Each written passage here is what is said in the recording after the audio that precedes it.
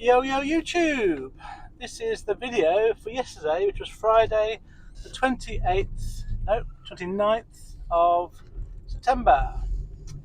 I'll tell you about yesterday and summarise the week, which was a pretty poor week as per my um, title of this video. So I woke up having had a pretty bad night's sleep, and in the end I chose to sleep in the loading compartment of my van. I put some blankets on the floor, put a sleeping bag out and lay down.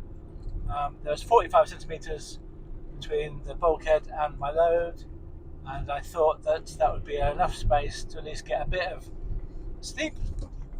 Um, I didn't sleep very much, to be fair, and part of it was, for the very first time in my life, I had a little bit of claustrophobia. Never had it before.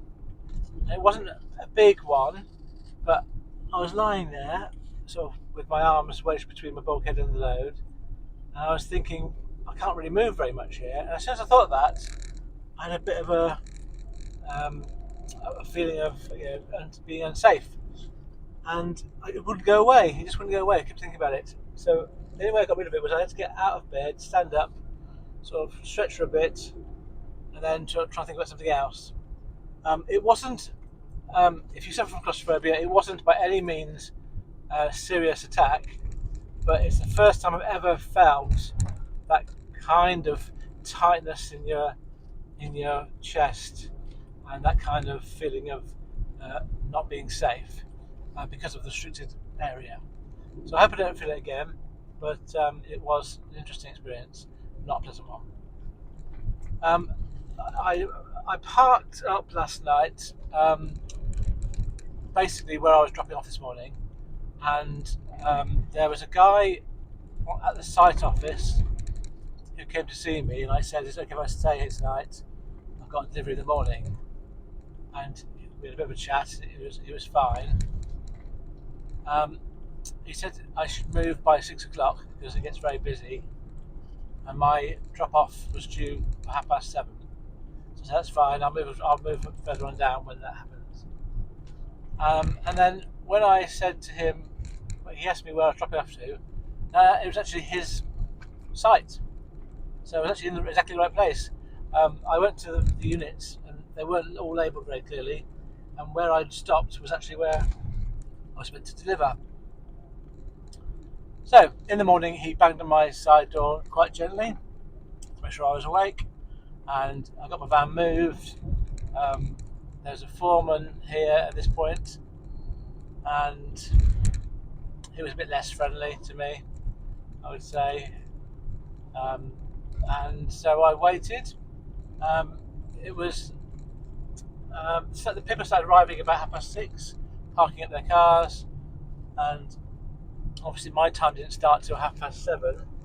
So I was waiting until they were ready to unload me, and then by about 7:20, maybe 7:25, they started to take handball off the items off my van, and I was really grateful to have two of them do that because it was quite a lot of stuff and quite heavy. And they took it inside the place they're building, and then by about 8 o'clock they'd finished. So I then had exactly an hour and a half to get to my pickup, and it's an hour and a half journey. So I made my way north towards Sleaford area, and then I managed to get 5 minutes late, but they were quite fine about it.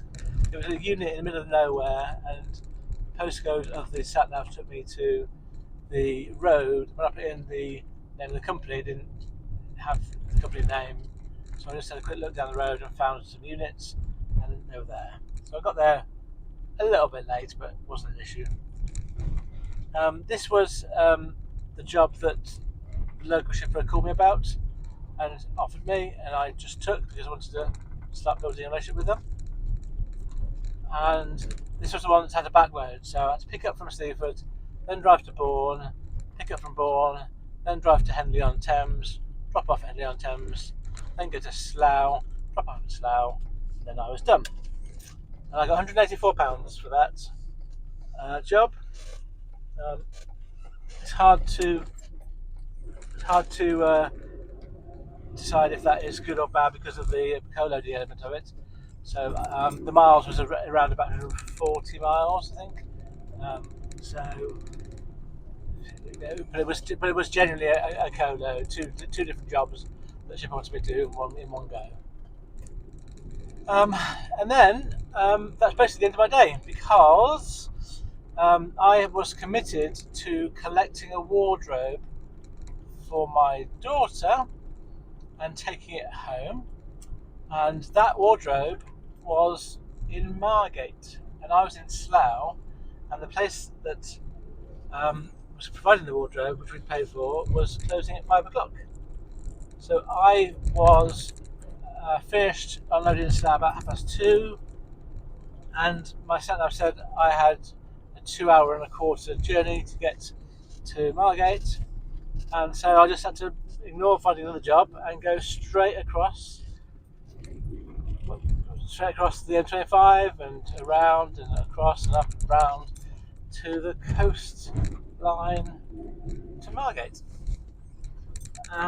It was quite a tedious journey because of the traffic, and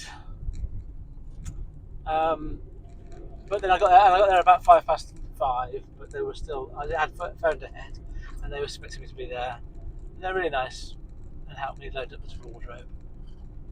And then, if this would have been about 5:30, I just went straight home, and that was a good 3.25 hour journey, and it was about 180 miles. So basically, from 2:30 to about 9 o'clock, I did no work that day, but I have put on the mileage and the time for that day as though I was working, which is a bit incorrect because I wasn't actually working, but I didn't know when to really stop, because I can't really stop working when I'm in Slough because I still got to get home. So for the sake of ease, I just thought I'd just do the whole amount of mileage, whole amount of time, and stick it in, which goes some way to explain why I've had my worst week for a long time. Before I tell you about my stats, I do want to feedback one thing about my Central London mistake. I want to clarify one thing, which I think is obvious, but obviously maybe not. The reason why on the day I regarded going to Central London as a mistake was because of the cost, the amount of money I was getting for it, the £60. All the other things that happened just made it a worse experience. But if I'd got the right amount of money for it, which I'll come back to in a moment, it wouldn't have been a mistake. It would have just been a use of my time. So my big mistake, was putting not enough money on that job to get into Central London. And I would say that off the back of that experience, I don't want to do it again, because I don't know how to price London jobs. I've had a comment from Kev who says 2 hours to get in, 1 hour to unload, 2 hours out. I think that's a very reasonable summary. I agree with that. The problem I have with that is I'm never going to get paid for that amount of money, and therefore there's no point in me bidding that. And the other thing about London is, with all the other jobs, you don't need to price getting out of the area you've delivered to. You're just pricing loaded miles. You might add the money to get to the pickup. You know, if you're lucky, you might get a bit of money to go from where you are to the pickup. But you never charge extra money to get out of the place you deliver to if it's not London. So I understand the concept that it takes 2 hours to get out of London, and I agree it is true. But I don't think you can get it paid. Maybe people can. I don't think I can. And the kind of evidence for that, I would say, is the job that I did. I rang the chipper in the morning. I don't know if I said on the day that I'd rung them and they said ring back in the morning, because I can't make a decision.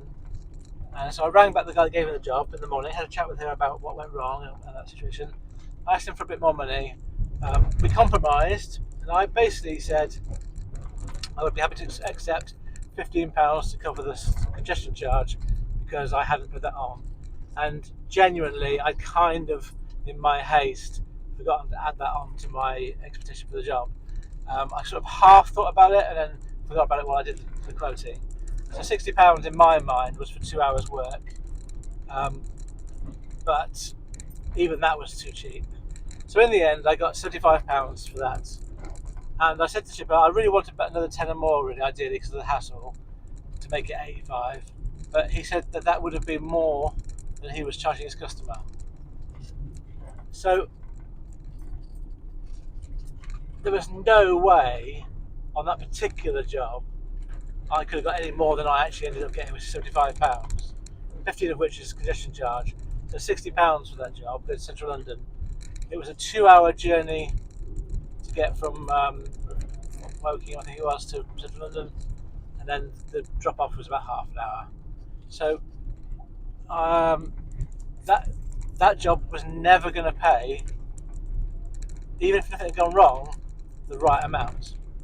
But you don't know which jobs there's no margin on them before you bid. So everyone's right, you've got to bid the right amount of money. Just I don't feel. I mean, at this point, I feel quite fed up with Central London. I don't want to try it again. I just want to leave Central London to people who like it. I don't need to intrude on their experiences. If you live around there, you'll have probably a different experience. But I've done it a couple of times now. I've done it a few times, and I just really, really feel it's not for me. I think I wouldn't mind if I never go there again. I probably will go, but it'll have to be for a good amount of money. Anyway, so I did get some extra money. He did say I basically pushed the limits of what he had on the job. He got a bit of profit, but not very much. He got single figures profit from what after he paid me. So it's something not right about the whole going into London thing. It doesn't work. In my mind, it just doesn't work.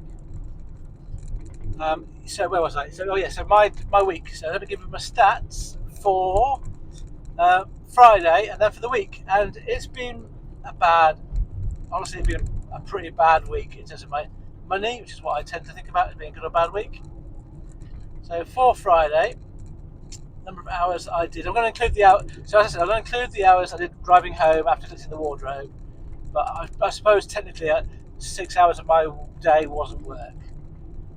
So I don't know. So 13 and a half hours of work in total while I was at the house. I travelled 530 miles in total. 180 of that was getting back from Margate, so probably 250 was getting to and from Margate. So probably about half of that was the Margate job, the Margate trip to get the wardrobe. The price of diesel for me at the moment is 17 pence 0.56 per mile that I drive, and that means that yesterday I spent £93.08 on fuel. I only made the two CX jobs, £110, which I dropped off in Woodbridge, near Cambridge, can't remember what it's called, and in the morning, and then the 184 that I got for my co-load from Sleaford to Bourne to Slough in the end. So £294 I got. That means that after fuel, I earned £201 yesterday. Right, so it was the second best day of the week, but still not good. My weekly stats then, and this is where it gets quite painful for me. I'll just run through them. Oh dear, not good. 5 days work, although you could argue it's 4.5, or you could even argue I didn't do a full day another day, but maybe it's more like 4 days, but I'm going to take it's 5 days work.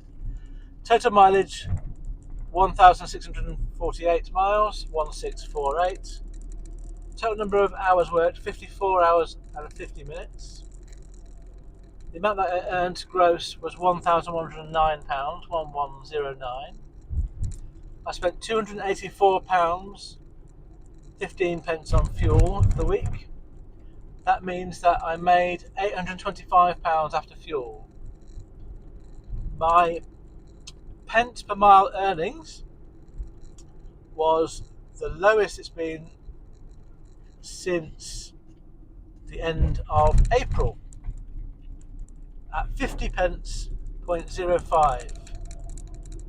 My amount of money that I earned on average per day after fuel is taken off was £164.97, which is the worst that I've done since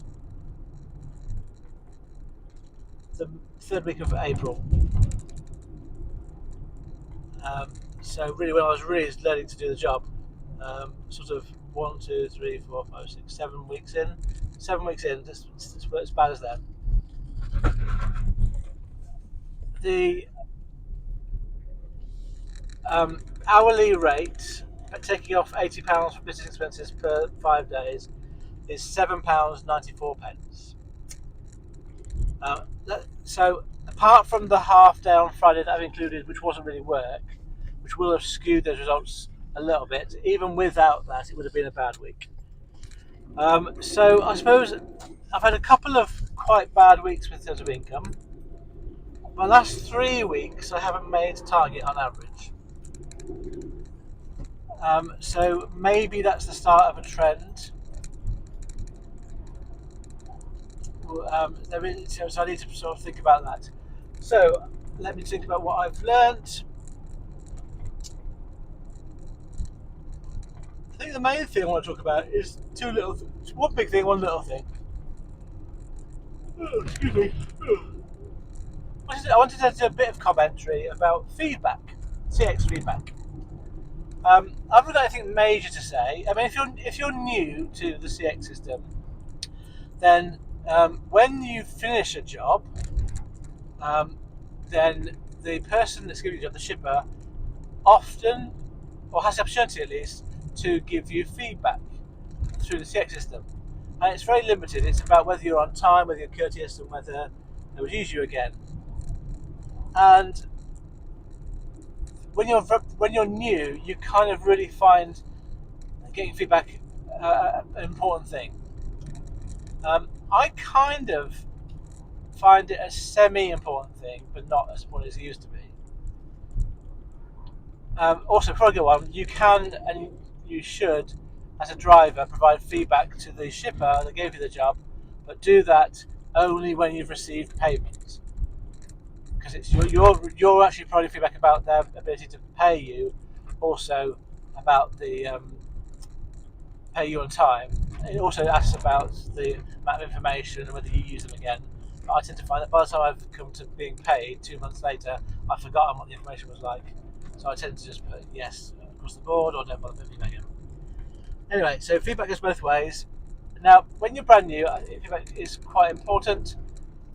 But I think that it's very rare that anyone mentions my feedback when they give me a job. I have some pride in the amount of feedback I've got. I had a quick look at my feedback, and since I started 6 months ago, I've received 90 positive feedbacks and no negative feedbacks.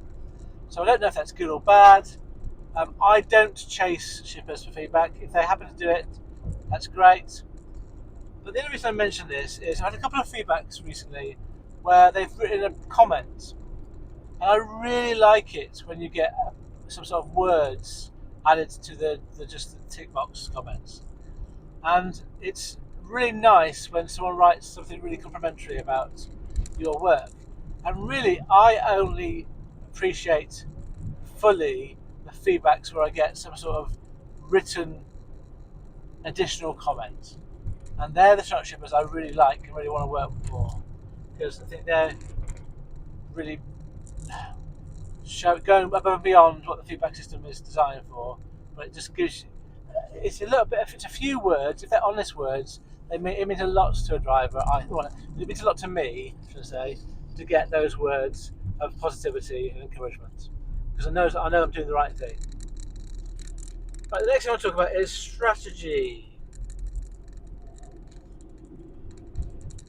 I'm going, I think, because of my 3 weeks of being under target. I'm also mindful that I'm going on holiday at the end of next week, so I won't be working for a week in October. And I'm mindful that this is the busy time of the year up to Christmas, and I'm mindful that after Christmas it's going to get quiet. So I really need to be making my target. So I was thinking about my strategy, whether I actually have one, or whether I should have one. I was thinking also about this, I'm at the point now where I feel I know the basics about how to do the job. I can go out and get work and I can do the job. But what I do not have, and I'm gradually getting, is that kind of experience that kind of gives you a second nature about what to take and what to take. Gives you an instinct about the job. There are some companies that I'm beginning to think, actually, I shouldn't work for them because this might be more hassle than it's worth. And I think that once you've done this for a few years, you get a very keen sense about what kinds of jobs you should do and what you shouldn't do. Right now, my role in this job has been to just find out what everything's like. Just do it all, do everything, go everywhere. Try different things. And some things I love, some things I find are less useful. But I think it's time for me to start to develop a strategy for this to become more reliable income.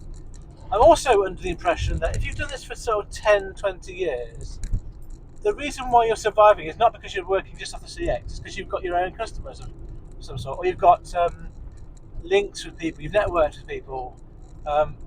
So it's about having, the route, where the jobs are going from, and you probably get more for your work and work less hours because you've got those contacts or that knowledge.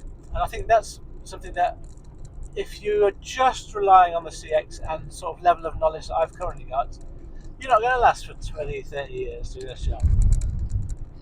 So I do think there's a difference between those very experienced shippers that have done this for a long time, not shippers, drivers, sorry, and those newer drivers doing it for perhaps a year or less.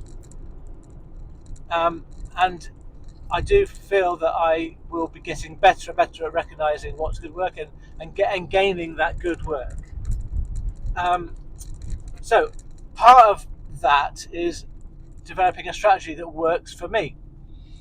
I was talking to somebody about this yesterday, and I came to the conclusion after talking to them that there is no single strategy that works. It depends very much on where in the country you are based and what size vehicle you have, as well as your kind of what you need to earn and what you're prepared to do or not do. So I'm never going to tell anyone else what's the best strategy for them. And I don't expect you to tell me what's best for me because you don't know my situation. But I am thinking about different sorts of ways of working in terms of strategy. So I'll just run through with you the kind of things I'm thinking about. I've kind of decided now that I'm not in central London. It's just not worth the hassle. That's part of my decision making. I do like long runs to Scotland or Cornwall, but I'm going to make sure that I try and get all the money for the whole trip up and down in one go, rather than necessarily, or at least somewhere reliably where I can get a job back, just a small job, £50 job somewhere. I think I need to be a bit more selective about what I choose to go up with. I think another strategy is utilising my long van. So, where I find that the best paying jobs are when, for both sides, both the shipper and me, so the best margin for the shipper is when they've got 3 pallets or a manufacturer who's got an urgent delivery, and that means they can charge more for that, and I can charge what I think is fair for a full van's worth. Now, I probably therefore need to find those shippers that have those jobs regularly, and that's what I don't yet have in a large quantity.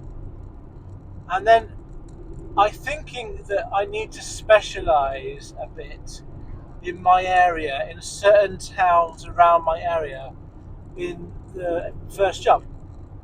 And I've got an idea about where I'm going to specialise.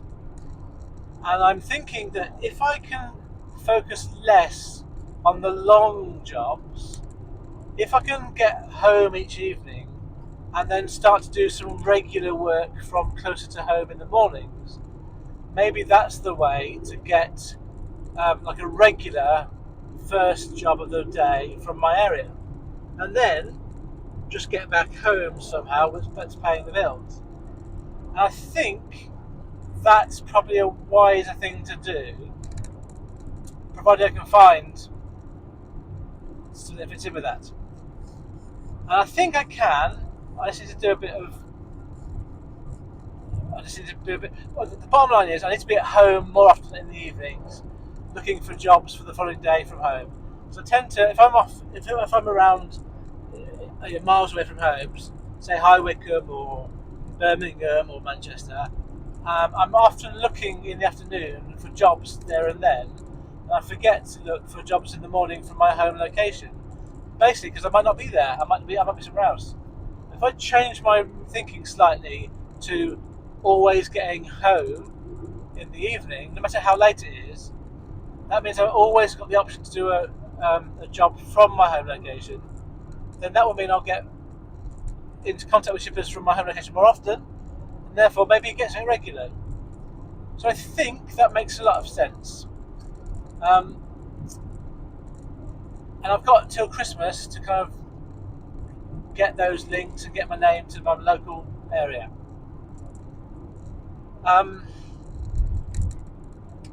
That's not. I mean, I'm not saying that's definitely what I'm going to do, but that's kind of where my mind is at. Is doing less tramping and doing more, trying to get home each day, and then trying to get a job in the morning from home anywhere each day. So yeah, I don't know. We'll see how that goes. But I feel I've got a few months to do a bit more experimentation.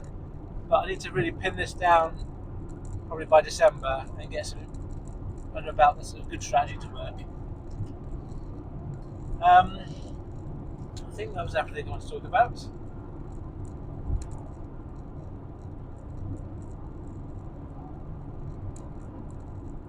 Yeah, that's it.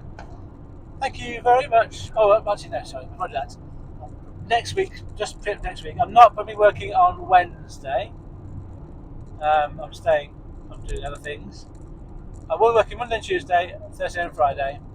But on Saturday, we are going up to Scotland for a week away. This is off the back of me doing a few trips to Scotland, and we thought we'd do a holiday there in October. So me and my partner are going up to Scotland on the weekend. Not now, not this weekend, but next weekend. A week today. And I really am quite hopeful that if I can get a job from here, from home to Scotland, that'll pay for half the holiday. So that's what I'm going up in the van, so I do all the driving, and I'm hoping that will be the case. So we'll see. And that's my plan, I think. Oh yeah, I have got. Was one more thing. I have got a job with my regular shipper for next week. I'll tell you about that. It's going from Sheffield to High Wycombe. I'm getting £210 for that job. So I need to fit that in at some point. Currently, I'm going to do it on Wednesday because I made a mistake. I'm not working Tuesday. So I'm working Monday, not Tuesday. I'm working Wednesday, Thursday, Friday. Yeah, so I need to fit that in, but otherwise I'm a CX free agent next week. Right, thank you for listening again. I hope you're all well. Hope you're being successful in your own terms. What have you learnt today?